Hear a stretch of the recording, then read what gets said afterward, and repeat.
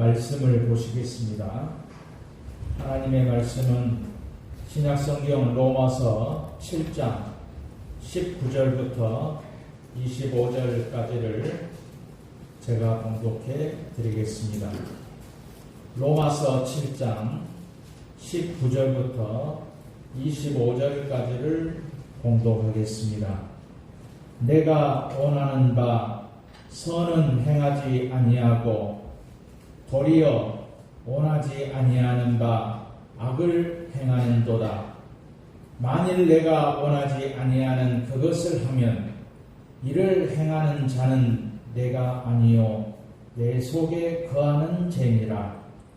그러므로 내가 한 법을 깨달았노니 곧 선을 행하기 원하는 나에게 악이 함께 있는 것이로다. 내 속사람으로는 하나님의 법을 즐거워하되 내 지체 속에서 한 다른 법이 내 마음의 법과 싸워 내 지체 속에 있는 죄의 법으로 나를 사로잡는 것을 보는도다.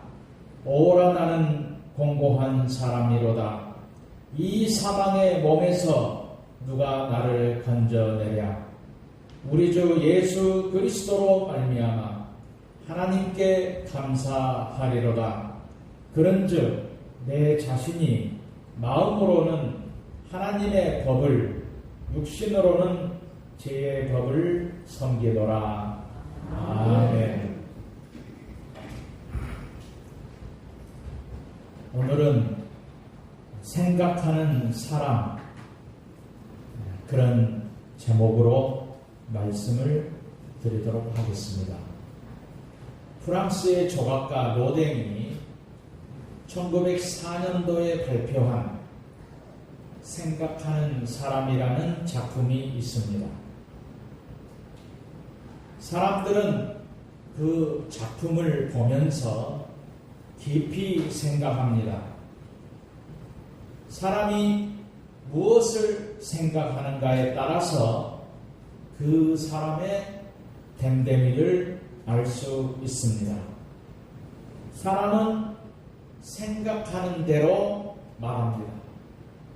생각하는 대로 행동하며 살기 때문에, 그래서 서정식의 서양 근대 미술 기획이라는 책에서 고뇌하는 사람만 존재 의식을 느낀다, 이렇게 말을 했습니다. 고뇌라는 말은 마음으로 생각하면서 괴로워하는 것을 말하는 것입니다. 인간은 자신만 알고 있는 자기 내면의 죄의 마음을 보면서 아픔을 느끼는 사람이기 때문입니다. 오늘 본문에 바울의 단식하는 모습이 나옵니다. 바울은 자신의 내면을 보면서 깊이 단식하고 있습니다. 이 단식은 인간의 본성에서 우러나오는 영적 아픔을 고뇌하는 존재를 보여주고 있습니다. 오늘 본문 19절에 나는 내가 원하는 선한 일은 하지 않고 도리어 원하지 않는 악한 일을 합니다. 이렇게 말합니다.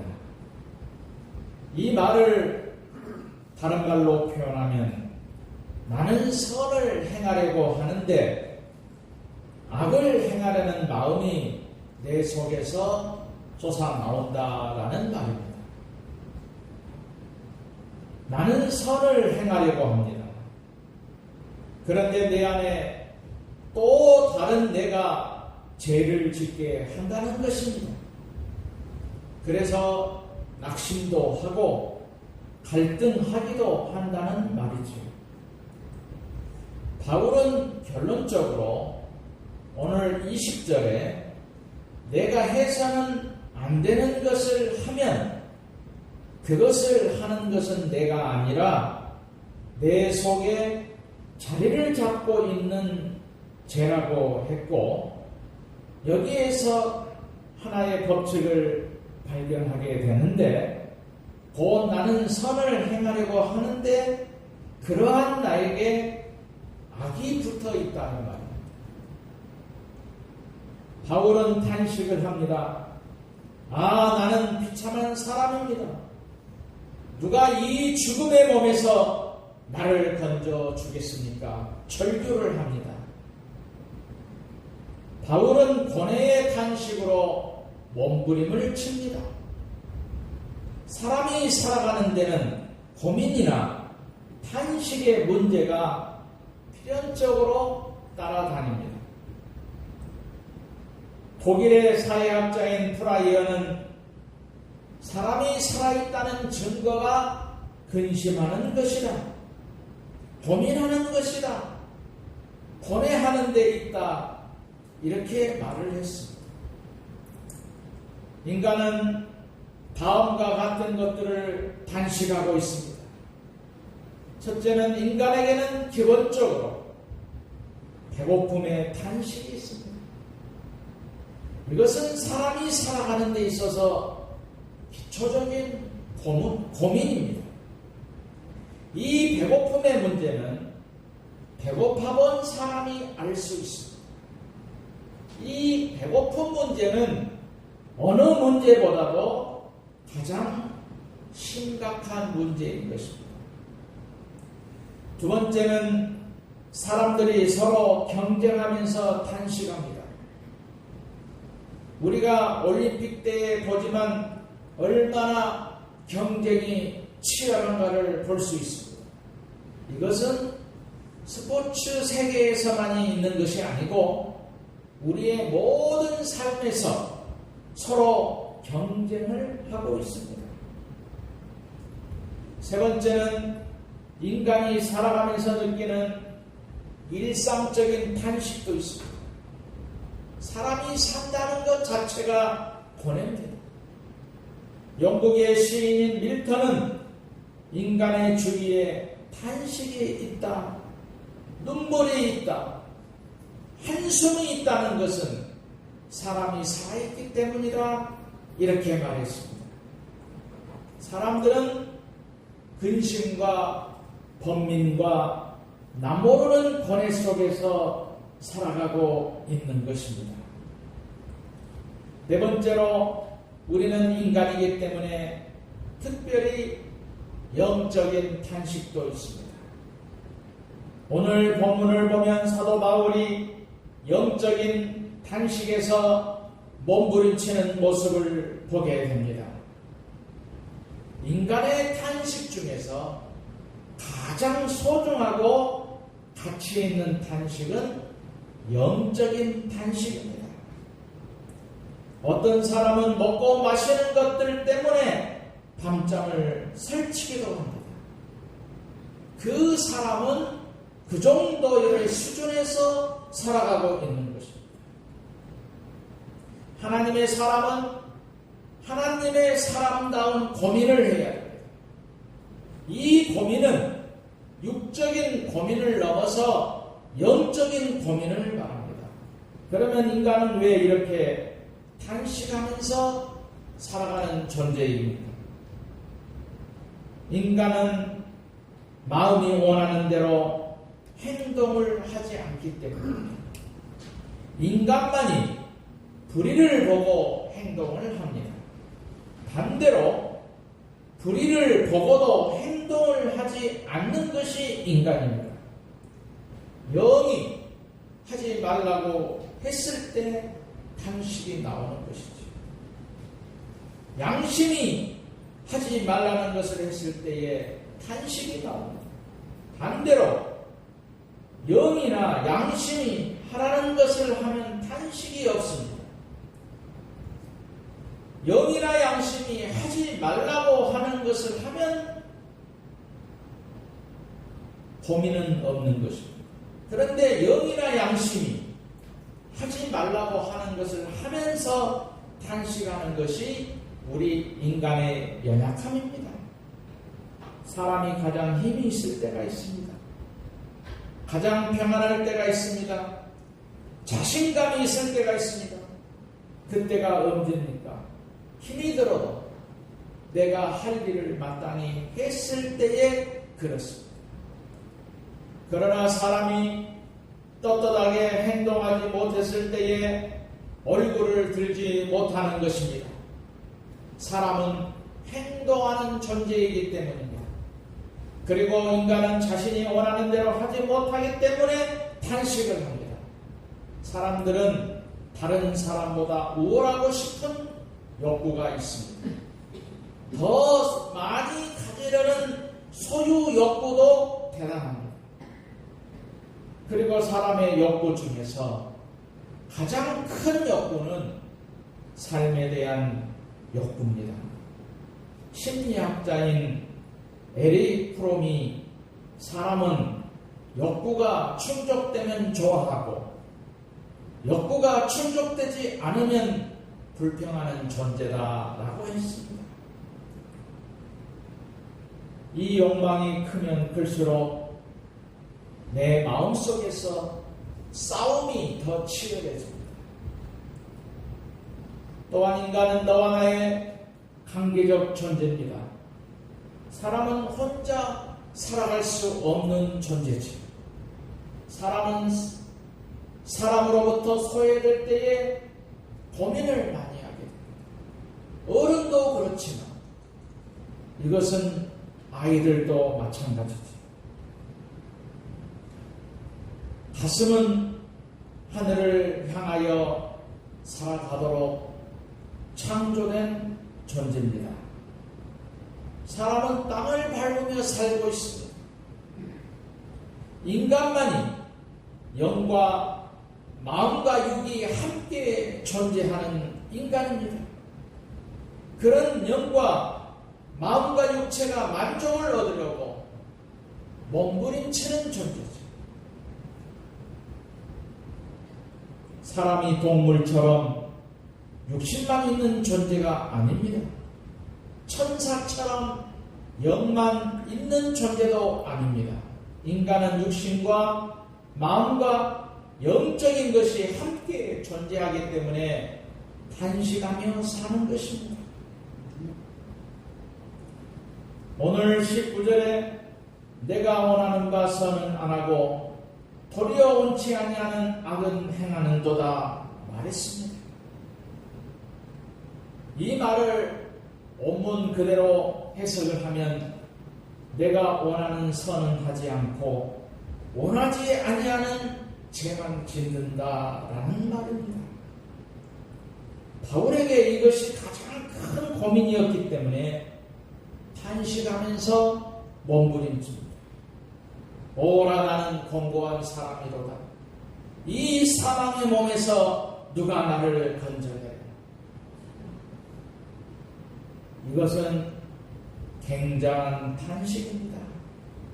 철학자 칸트가 이런 말을 했습니다. 밤하늘의 별은 오늘 밤에도 반짝이건만 인간의 양심은 이미 빛을 잃었다라고 했습니다. 이것이 인간의 모습이고 아니 나의 모습이기도 하는 것입니다. 바울이 지금 탄식하는 이유가 있습니다. 바울은 사도가 되기 전에는 유대교인이었습니다. 유대교인 중에서도 율법에 아주 열심히 있는 사람이었고 예수를 믿는 사람들까지 증오하면서 핍박을 했던 사람인데 다메섹 도상에서 부활하신 예수님을 만나게 되는 것입니다. 예수님을 만날 때 신비하게도 영이 하나님의 나라에 이끌려가서 하나님의 영의 세계를 직접 보게 됩니다. 그리고 능력의 사람이 됩니다. 바울의 손수건만 만져도 질병이 낫는 기적이 일어납니다. 바울은 신비한 영적인 체험으로 천국을 보게 됩니다. 예수님을 직접 만나게 됩니다. 이렇게 보면 사도 바울은 신앙적으로 완벽한 사람이지 더 이상 성숙할 수가 없습니다. 그런데 오늘 본문에서 아주 부끄러운 고백을 합니다. 내가 원하는 바 선은 하지 아니하고 도리어 원치 아니하는 바 악은 행하는도다. 바울의 영적 수준이면 완벽한 인간이 되었다고 생각할 수 있는데 오늘 본문에서는 나는 완벽하다 말하지 않습니다. 왜냐하면 바울의 마음속에서 선을 행하려는 마음만 가득해야 되고 하나님을 사랑하려는 은혜로운 마음만 샘솟듯이 솟아나와야 되는데 자꾸만 죄의 악한 생각이 솟아나오는 것입니다. 이것이 바울의 탄식.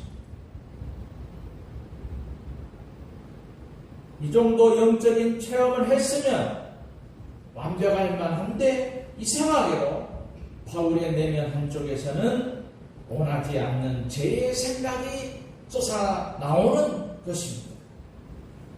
이것을 너무나 솔직하게 바울은 고백을 하고 있습니다. 우리도 바울과 같은 생각입니다. 하나님께로 가려는 나의 죄의 본능이 내 속에서 자꾸만 붙잡고 있습니다. 저의 안에도 바울과 똑같은 것이 들어있습니다. 한쪽으로는 하나님의 말씀대로 살려는 간절한 마음이 있는데 한쪽으로는 죄에 끌려가는 마음이 있습니다. 이것은 아니라고 생각하면서도 죄의 길을 쫓아가는 것이 우리의 현실입니다. 말로는 사랑을 말합니다. 그러나 실천하지 못하는 나를 보면서 탄식해 보신 적이 있을 것입니다. 오랜 시간 교회를 다녔으면서도 예수님보다 세상을 더 사랑하는 것 때문에 우리는 눈물을 흘린 적도 있을 것입니다. 주일 하루도 제대로 지키지 못하는 자신을 보면서 마음을 아파해 보셨을 것입니다. 내 마음속에서 하나님의 뜻보다는 나의 뜻을 따르는 내 속에 또 다른 나 때문에 고민하셨을 때가 있을 것입니다. 우리는 사도 바울의 탄식의 소리를 들으면서 내 속에 있는 육적인 내가 아직도 죽지 않고 꿈틀거리고 있다는 것을 말은 하지 않지만 고민거리로 내 안에 남아 있습니다. 이것은 세상 사람은 고민하지 않지만 하나님의 사람인 우리들의 영적인 고민입니다. 이런 탄식에 몸부림을 칠 줄 알아야 하나님 앞에 솔직하게 무릎을 꿇는 것입니다. 그리고 이때 가장 중요한 고백이 나오는 것이지요. 누가 나를 이 사망의 몸에서 건져낼 수 있을까 하는 간절함입니다. 그런데 이 문제의 해결은 오직 십자가밖에 없습니다. 주님의 보혈뿐입니다. 하나님의 은혜뿐입니다. 날마다 예수님의 십자가의 은혜 아래서 내가 살아가는 것이죠. 본문 뒤에 나오는 로마서 8장 2절에 이것은 그리스도 예수님을 통해서 생명을 주시는 성령님의 능력이 죄와 죽음의 불레에서 여러분을 해방시켜 주셨기 때문이라고 말씀하고 있습니다. 성령의 능력 아래 내가 순간마다 있을 때만 내 안의 죄악을 이겨나갈 수 있다는 것입니다. 그러므로 날마다 순간마다 하나님의 영인 성령으로 충만해져야 하는 것입니다. 그러기 위해서 기도의 밥을 날마다 먹어야 됩니다. 말씀을 날마다 먹어야 됩니다. 사실 인간처럼 약한 동물도 없습니다.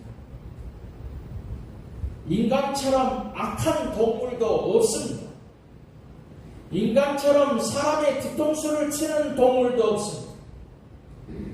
이것을 헤쳐나갈 수 있는 오직 한 가지, 성령의 능력 안에서 거하는 것입니다.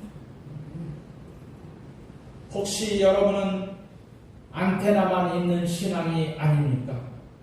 안테나가 잡은 모든 영상을 보여주는 텔레비전도 있어야 돼요. 그런데 안타깝게도 우리 중에는 안테나만 높이 올리고 있습니다. 우리는 겉으로 볼 때는 대단한 신앙인 것 같습니다. 그러나 내 안에 예수님을 만날 수 있는, 볼 수 있는 텔레비전이 없는 것이죠. 겉모양만 있지 알맹이가 없다는 말입니다. 이것이 우리의 신앙생활의 영적인 상태입니다. 에베소서 3장 16절 이하에 보면 아버지께서 그분의 영광의 풍성하심을 따라 그분의 성령을 통하여 여러분의 속사람을 능력으로 강건하여 하게 하여 주시고 믿음으로 말미암아 그리스도를 여러분의 마음속에 머물러 계시게 하여 주시기를 기도합니다라고 말했습니다. 성령께서 나를 지배하시게 하는 것, 바로 이 한 가지. 머리끝에서 발끝까지 나를 지배하여 나는 없고 오직 주님만 내 안에 계실 때에 나의 재성을 이겨나갈 수가 있는 것입니다. 성령이 나를 온전히 지배하실 때에 육신의 생각을 하지 않고 영을 생각하게 되는 것입니다. 로마서 8장 13절의 말씀으로 결론적으로 말씀을 마치려고 합니다. 여러분이 육신을 따라 살면 죽을 것이고 그러나 우리가 성령으로 몸의 행실을 죽이면 살 것이다 라고 말씀하고 있습니다. 영의 생각으로 하나님을 기쁘시게 할 수 있는 것입니다.